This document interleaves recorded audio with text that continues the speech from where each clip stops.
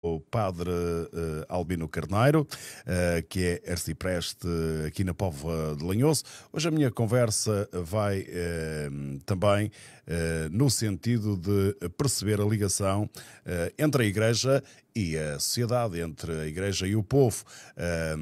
É esta conversa dentro deste tema que hoje vamos ter oportunidade de ter a visão de quem vive também a profissão, o momento, com o arcipreste da Póvoa de Lanhoso, o padre Albino Carneiro. Daqui a pouco, aqui, exatamente, no Chá das 10. Rádio União, a nossa voz. Chá das 10, vem ouvir.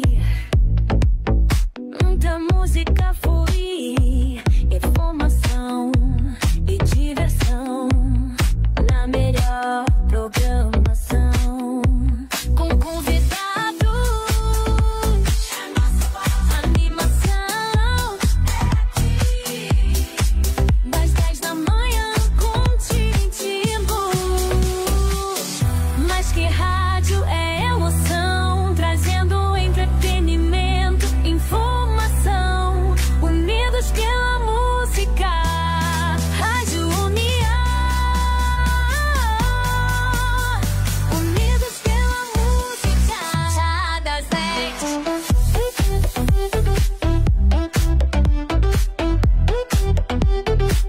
A nossa voz. A nossa voz.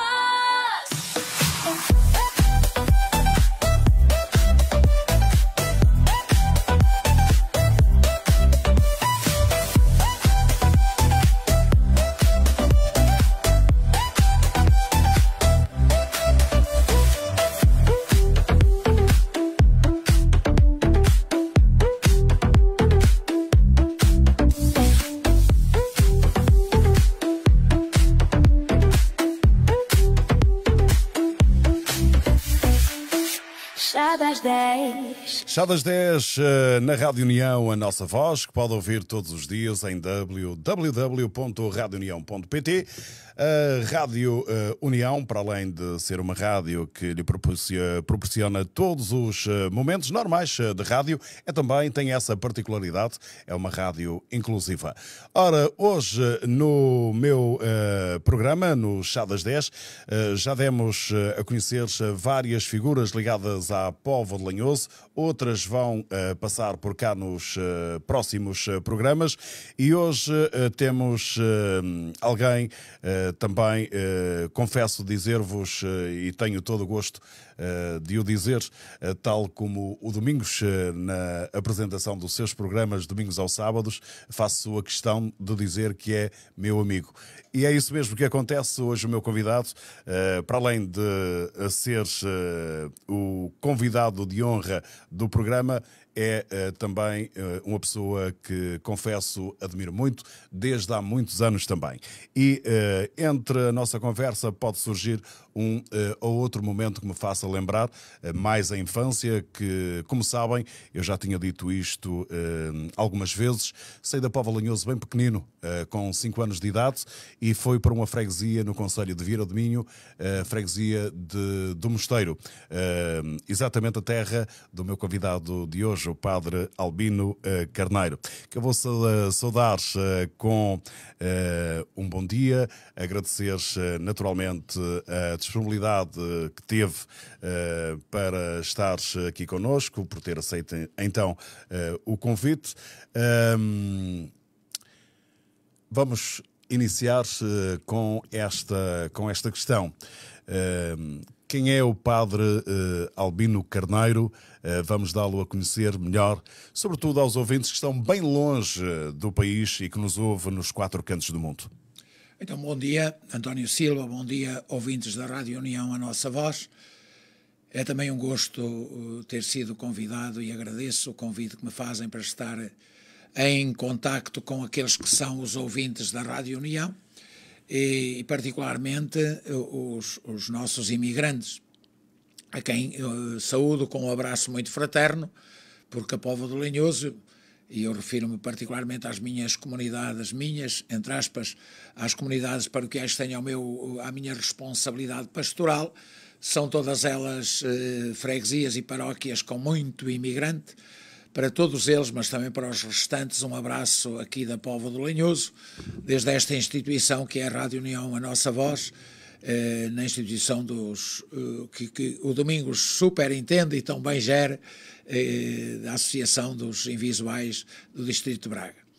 E é um gosto, como digo, já não é a primeira vez que estamos aqui, hoje para um chá, que de chá provavelmente não vá. Eu tenho tomado muito chá ultimamente e também tomo alguns chás. Venho a caminho daqui a pouco. Mas é um gosto grande estar convosco e através de vós e através da Rádio União com todos aqueles que nos acompanham através da mesma. Quem é o Padre Albino Carneiro? O Padre Albino Carneiro é hoje um homem adulto, cota já, 65 anos, que nasceu, como dizia o Toti, na freguesia do Mosteiro Vieira do Minho. Sou o 16º filho de 17 que os meus pais geraram para a vida, 12 dos quais chegaram todos à vida adulta, 5 morreram à nascença, porque havia muita mortalidade infantil na década de 50, 40, 50 e 60 do século passado. Eu nasci em 59, eu já vinguei dos 17 que a minha mãe deu à luz, e cresci num ambiente de família muito amorosa. As pessoas entendem de que casa onde há tantos filhos e a quem tantos filhos há que dar de comer todos os dias, as coisas não foram fáceis para os pais e para os meus irmãos mais velhos, particularmente para os mais velhos. Então houve histórias e eu ouvia histórias porque os meus irmãos mais velhos já começaram a partir. O mais velho há 2 anos com 86 anos e os outros já tinham falecido 2 a seguir. Mas é assim, começou a poda, eu costumo dizer, começou a poda na família. E não pelos mais velhos, porque um foi morto no Brasil com 44 anos, que era o segundo mais velho, e foi nesse ambiente socio-religioso que eu cresci, porque certamente, como dizia o Toti, virá, antes no introito, virá também a questão de como, e já vou para aí, de como é que chego a padre. Toda a ambiência que se vivia então era à volta da igreja. Isto é, a escola ficava junto da igreja. A nossa vida era entre a casa, o pastoreio das ovelhas que tínhamos, a escola e a igreja. As nossas brincadeiras eram à volta da igreja, eram no adro da igreja. E é toda essa influência e também a vivência religiosa e de compromisso dos meus pais com a mesma igreja, pois fez que em mim surgisse a vocação à vida sacerdotal. As pessoas ficam muito admiradas, porque eu sou de um tempo em que, eu costumo dizer, levávamos bufetada desde a casa até à igreja. E eu digo graças a Deus porque foi assim que nós fomos educados. Hoje era intolerável a vivência de então, porque as coisas mudaram, mas havia aquela máxima: quem dá o pão dá a educação. E o pão era dado pelos pais, certamente, mas havia muita gente que contribuía para o nosso crescimento, a começar pela igreja, na vivência que tínhamos com a mesma, a paróquia, e com a escola. A escola, no meu tempo, e toda a gente se recorda disso, contribuía também para a nossa educação. A igreja contribuía para a nossa educação. Hoje, infelizmente, já nem a família contribui para a educação das gerações atuais e as que vêm. Isto é, os pais prescindiram de educar. E podem pensar assim: era a bofetada que se educava. Não.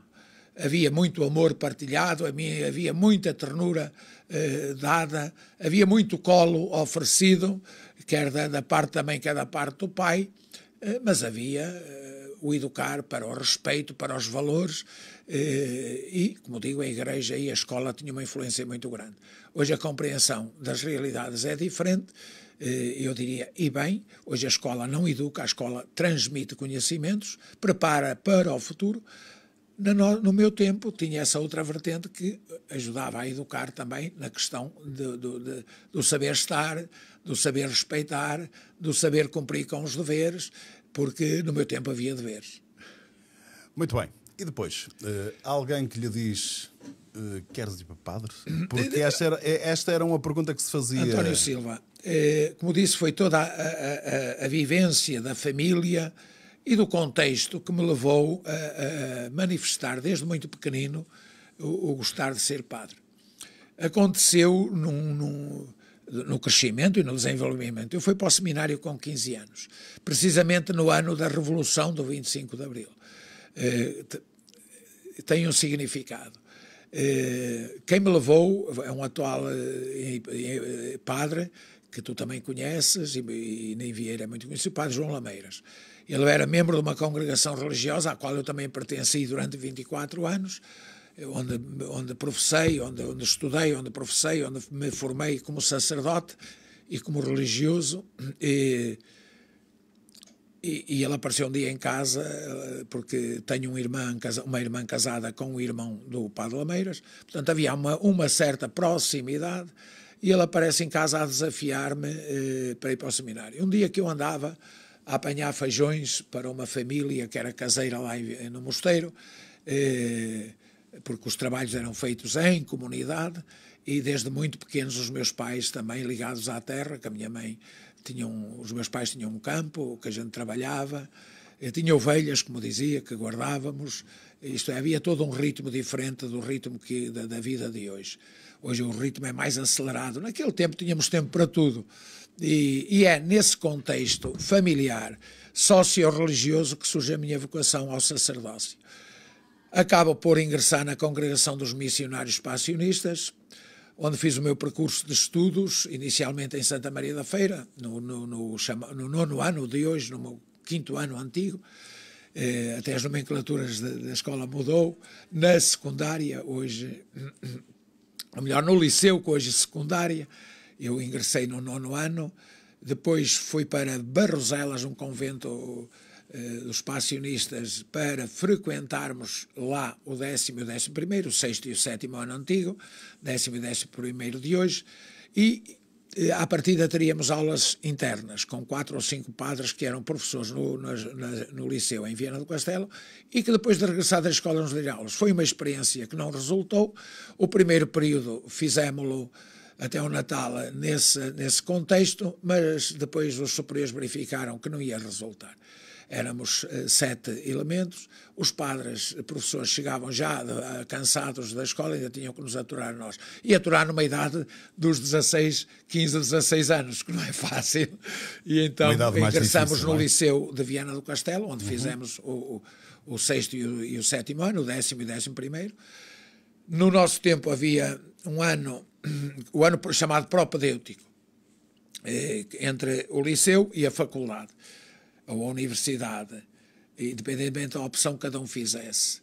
A mim, eu fui destinado a ir para os estaleiros navais contar as pessoas que entravam e saíam. Só que, nesse ambiente do pós-25 de Abril, um período conturbado, revolucionário, mas conturbado também a nível da escola, acabei por ir fazer o noviciado à Espanha. Mas há aqui um pormenor que não é um pormenor, é um pormaior na minha vida.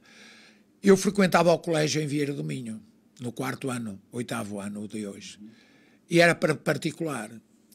E para ingressar na escola, porque no seminário frequentavam o liceu, a escola secundária, a escola pública, eu ia ter que regredir 3 anos, ia ter que repetir o 6º 2, o 2º do ciclo, o 3º, que é o 7º, e o 4º. Portanto, eu ia que regredir 3 anos. Mas mesmo assim, aventurei-me. Contudo, o meu pai, que era uma pessoa interessada por estas coisas, fez um pedido à então Ministra da Educação, doutora Lourdes Pintacilo.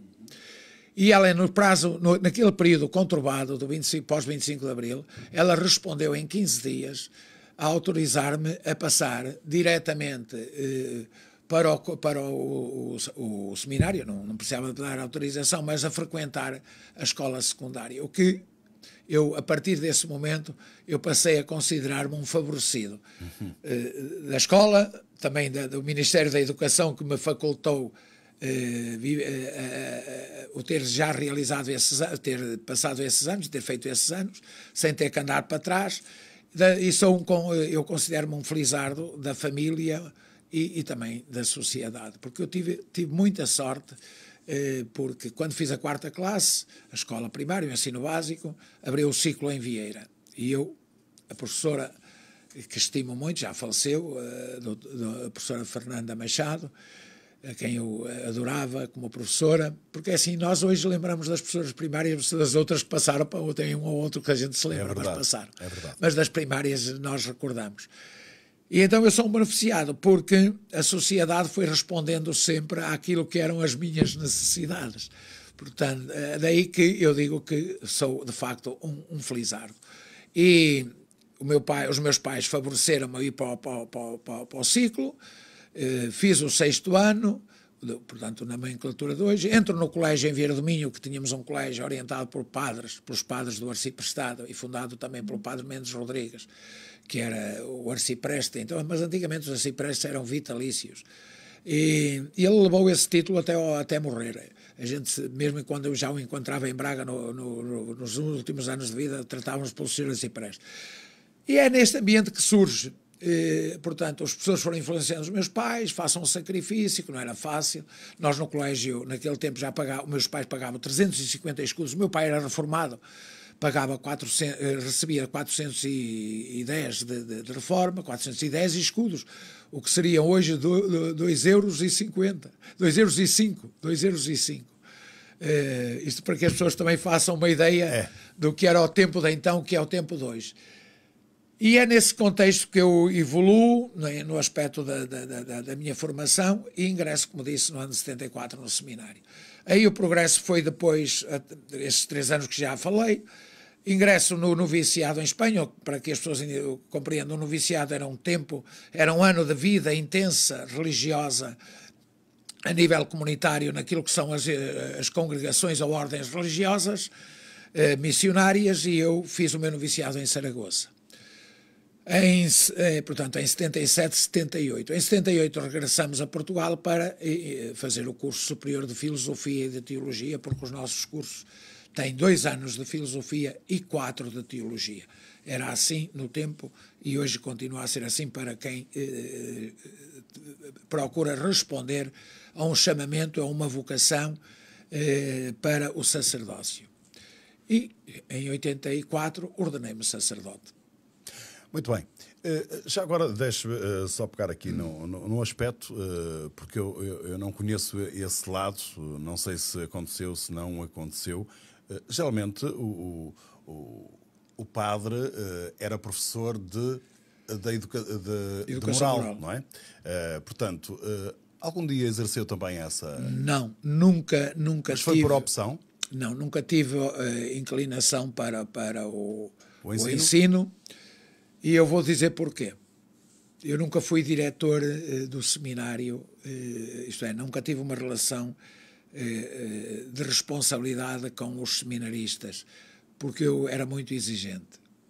E depois de sacerdote já entramos naquela fase, como disse, do 25 de Abril, em que as realidades eram outras, e eu nunca tive inclinação pela exigência que me impunha a mim próprio, e que, em termos de educacionais, eu achava que um seminarista devia ter.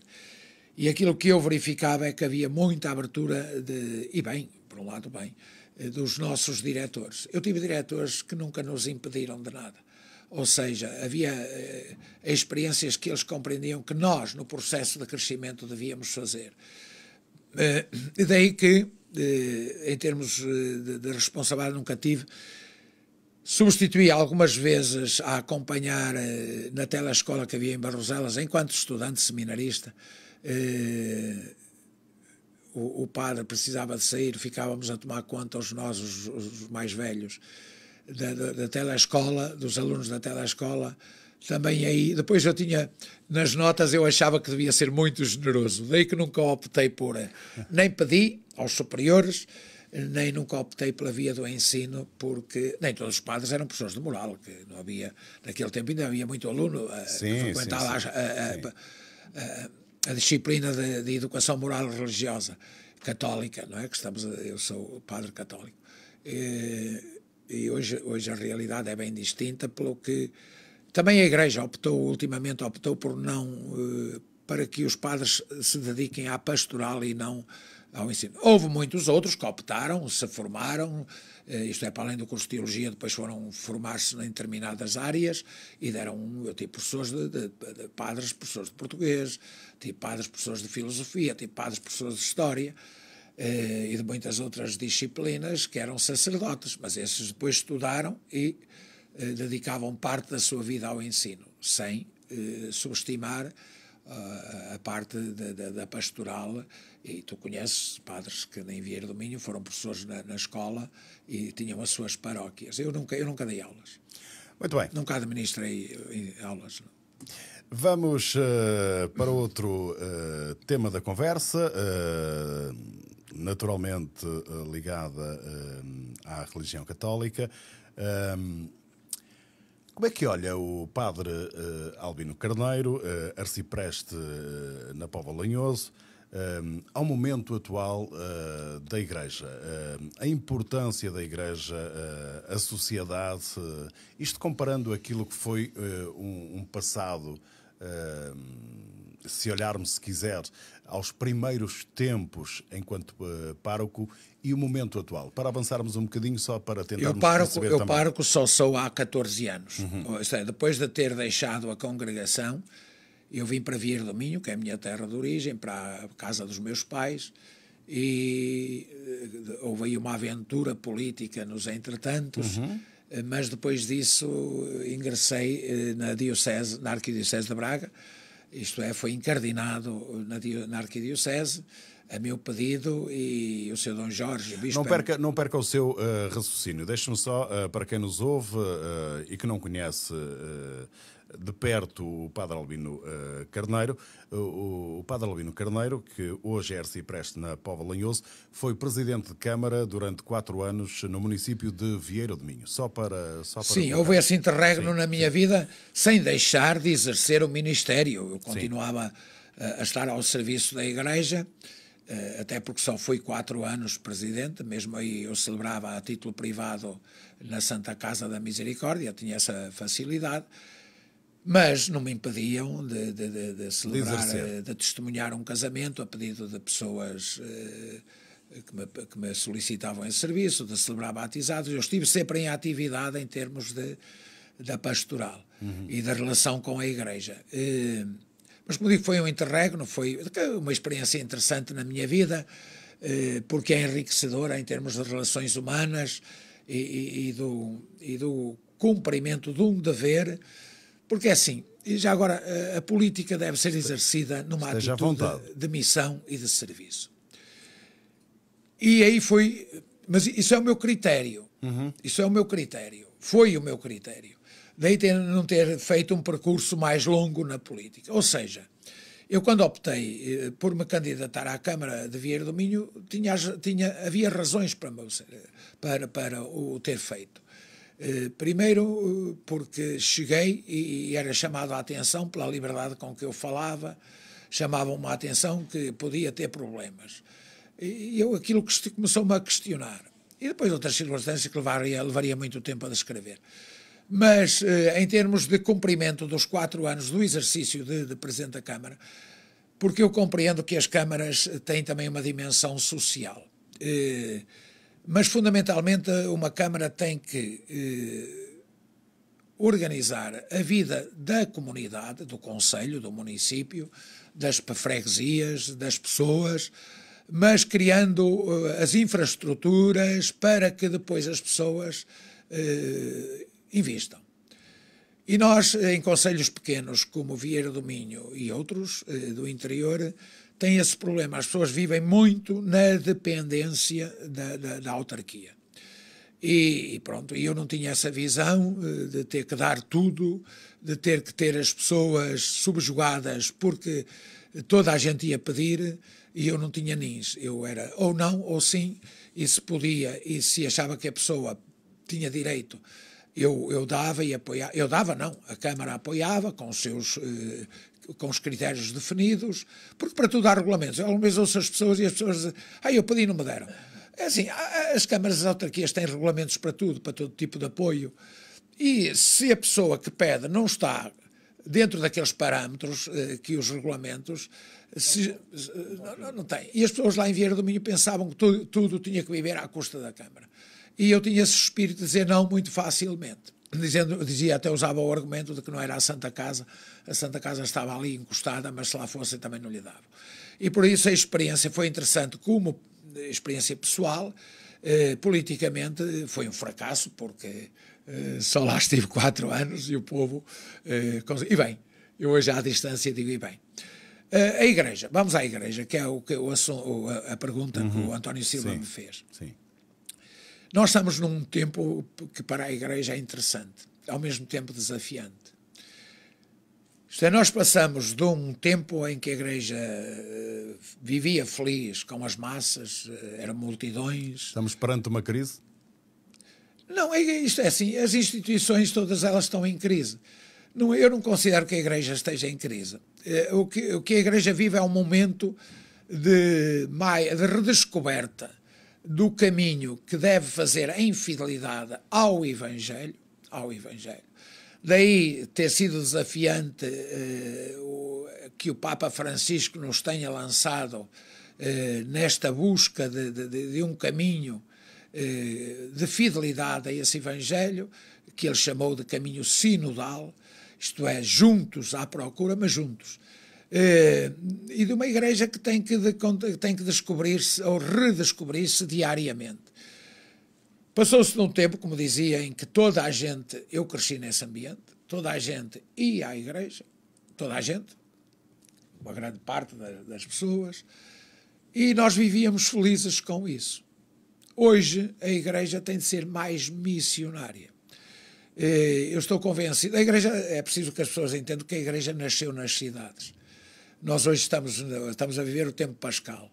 E nas leituras bíblicas que nos são apresentadas para todos os dias e ao domingo, particularmente ao domingo, a primeira leitura é tirada do livro dos Atos dos Apóstolos, que são catequeses sobre as experiências vividas no anúncio do Evangelho.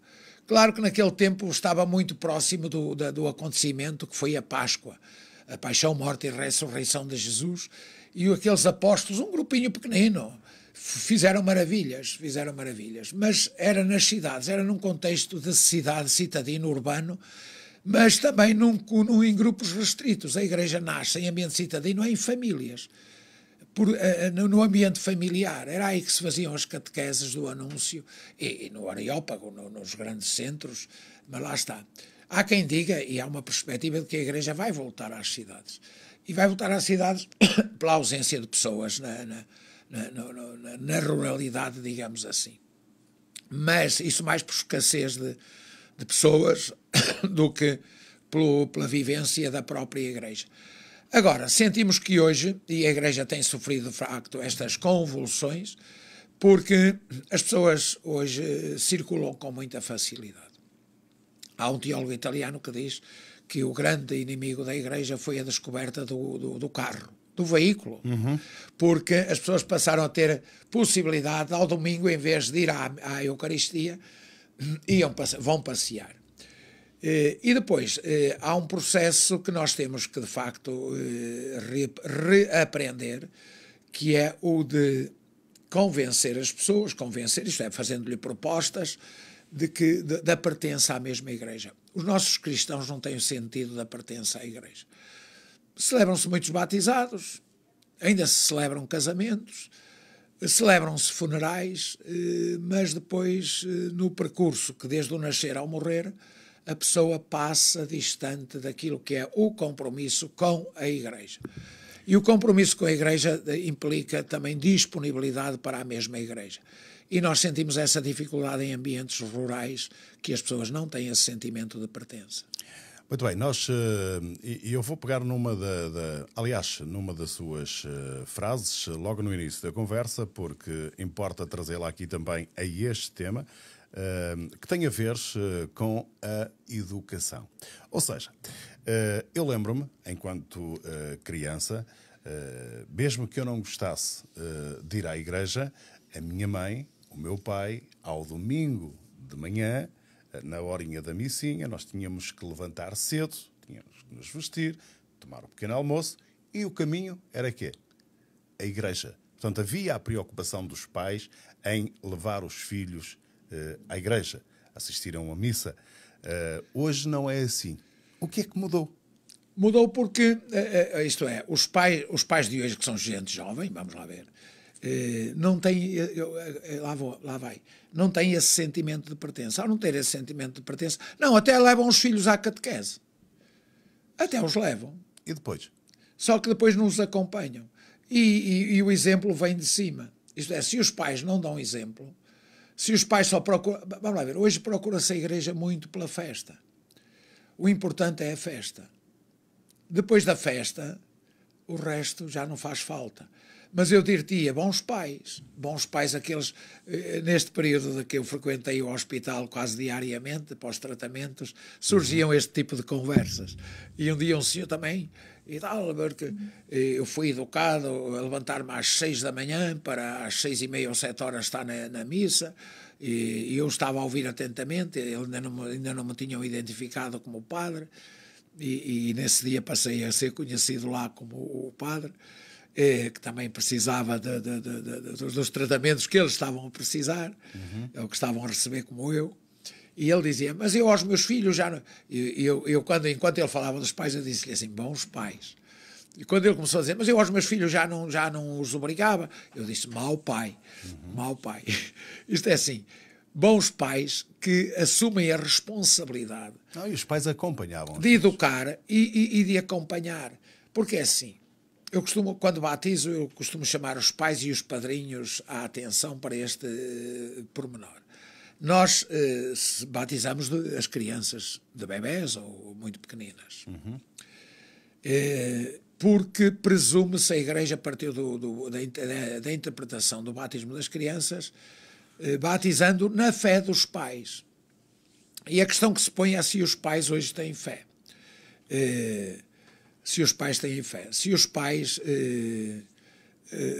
assumem esse compromisso e não assumem.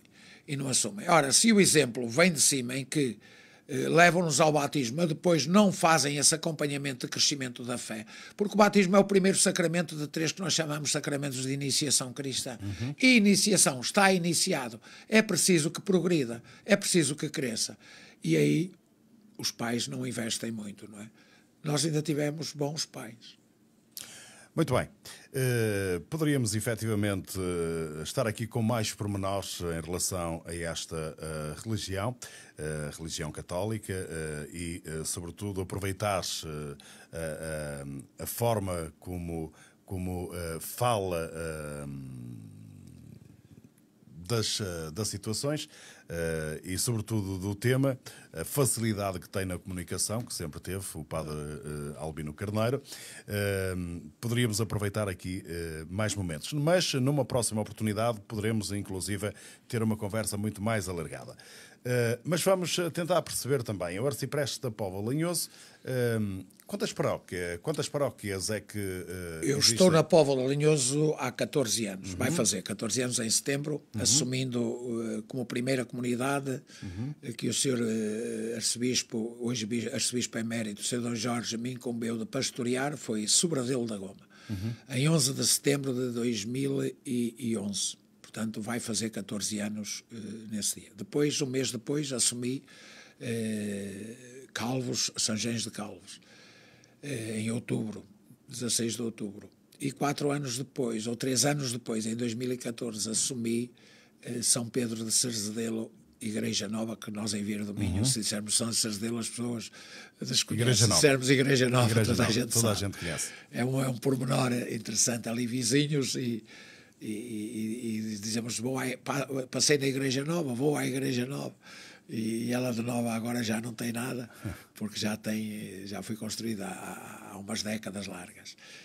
E o ser arcipreste, isto é assim, antigamente, como eu dizia, os arciprestes eram vitalícios.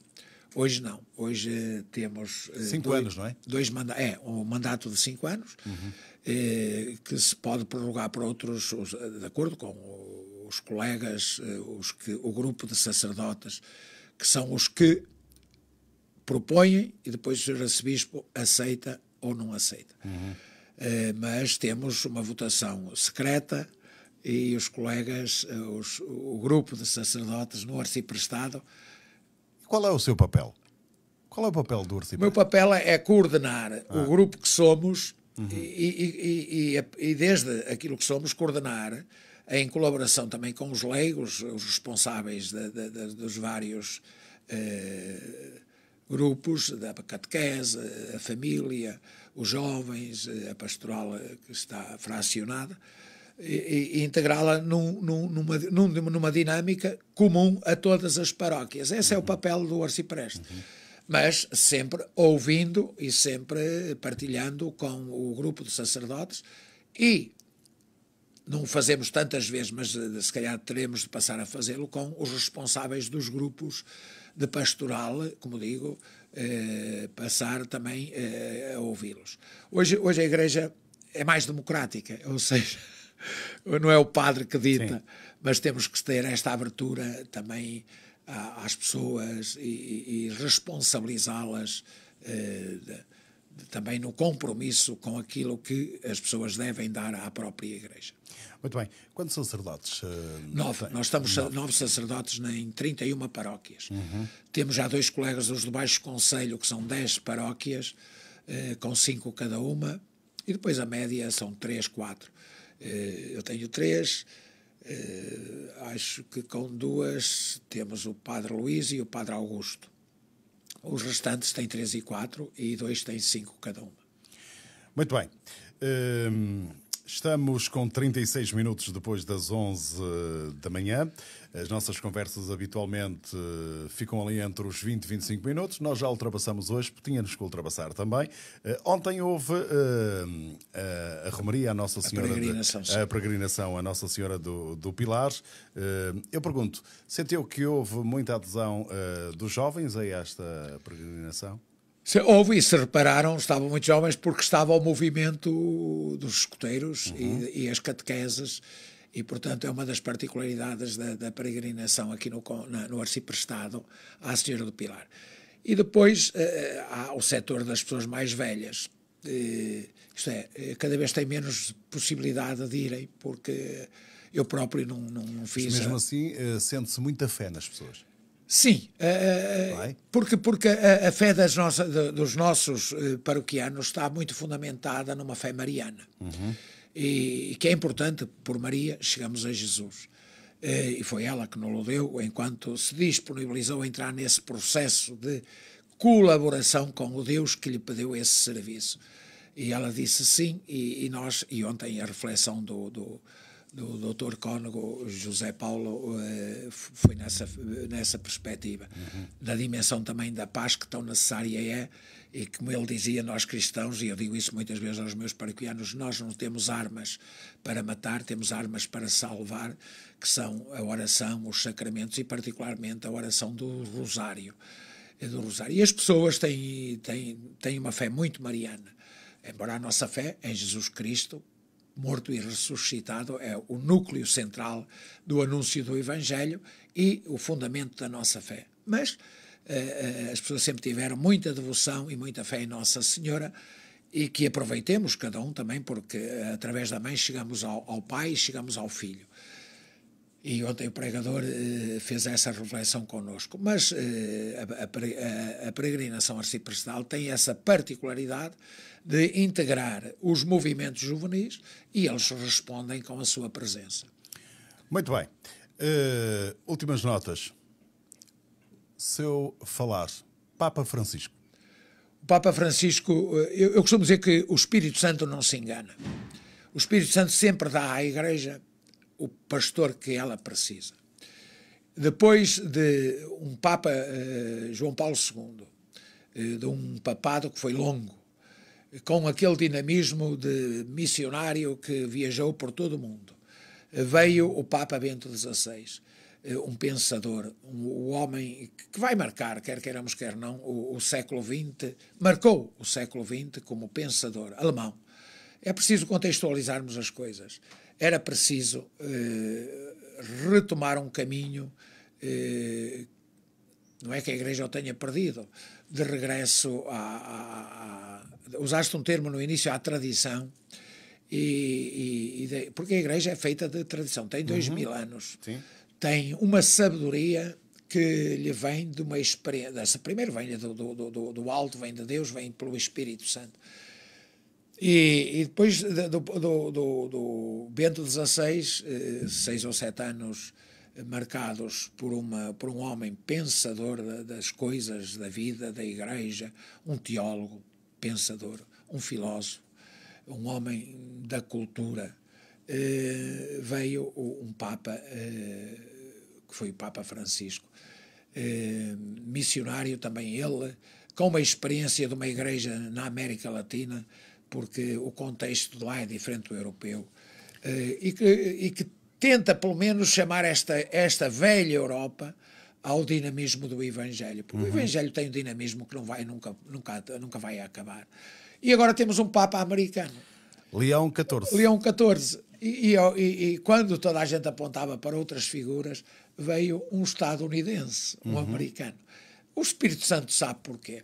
E estes 15 dias que ele leva de papado já deu. Como é que tem acompanhado estas primeiras horas, enquanto Papa? Com muita alegria, com muita satisfação, porque, como disse, eu sou dos que acredito na intervenção do Espírito Santo na Igreja e na vida das pessoas, desde que nós queiramos e deixemos que ele trabalhe e que o procuremos também. E a Igreja, ele funciona e, portanto, deu o Papa que era necessário para estes tempos novos que estamos aí a viver. O mundo está em guerra, as pessoas esquecem-se disso. São tempos difíceis. E, portanto, tempos difíceis. E é o Papa para a atualidade. Eu estou convencido que sim. Padre Albino Carneiro, quero agradecer. Diga, se quiseres transmitir-nos mais alguma coisa, pode fazê-lo. Esteja à vontade. Eu estaria aqui muito tempo mais consigo, tenho toda a certeza, mas também sei que tenho outros afazeres e quero muito agradecer a disponibilidade que teve e vamos lá, a gentileza que teve. Eu agradeço também em vir até nós. Desejo-lhe assim um ótimo dia, mas não me quero despedir, porque o Chá das 10 tem uma particularidade também, para além da conversa, dos vários temas que vão surgindo por aqui. Eu quero saber qual é a música da sua vida. Se é que tem. Olha, eu tive gostos quando era mais jovem por figuras da música. Eu gosto muito de música portuguesa. Sim. Gosto muito de música portuguesa. Mas eu também e aprecio, gosto de ouvir quando vou no carro, mas não é um dos meus gostos assim. Não tem nenhuma música marcante? Preferência. Não tem. Portanto, dou-te a liberdade de escolheres uma música que agrade não a mim, mas a quem a vai escutar. Pronto. E então, olha, por que não ouvirmos assim algo ligado à sua profissão? Muito bem. Ok. Vamos tentar colocar aqui um trabalho musical que toda a gente aí em casa, inclusive, ou no local de trabalho, vai cantar. Eu gosto muito, confesso, e coloco muitas vezes nas minhas emissões, nos meus programas. Vamos à música, porque ela está aqui prontinha para seguir. E é com este trabalho musical que eu me despeço também nesta conversa do Padre Albino Carneiro, a quem eu desejo um ótimo dia. Obrigado e um bom dia para vós também e bom trabalho. Muito obrigado. Vamos ouvir Padre José Luís Borga. Põe tua mão.